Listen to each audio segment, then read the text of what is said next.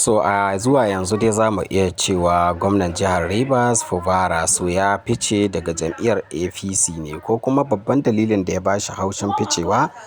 zuwa APC yana da alaƙa da batun kwarfe shi da aka yi wato a APC. So tun daga wannan lokaci ya fara takun saƙa da jigajigai na cikin APC, wanda ya zuwa yanzu kuma ya yanki tikitin wato tsayawa takara ƙarƙashin jam'iyyar NDC. Hakan dai na nufin cewa zai yi ma jam'iyyar NDC takara ne a shekarar 2027 ɗin, kuma wato da alama jam'iyyar APC ta rasa duk wani access da shi, wanda dama ana masa wato tunanin ko su iya tsige shi. So before wannan time ya riga ya yanki wannan tikiti na tsayawa takara.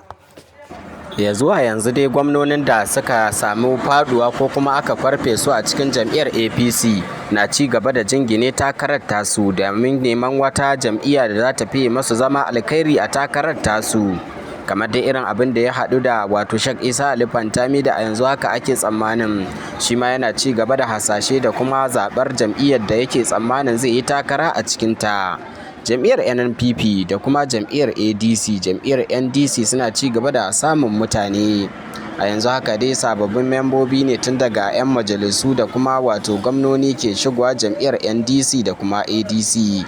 So duk da dai ana tsammanin cewa turka-turka da ke cikin jam'iyyar ADC ce ke hana wasu da dama shigarta domin ƙalubalen rashin tabbas ko kuma wato rigingimu na bayan zaɓe.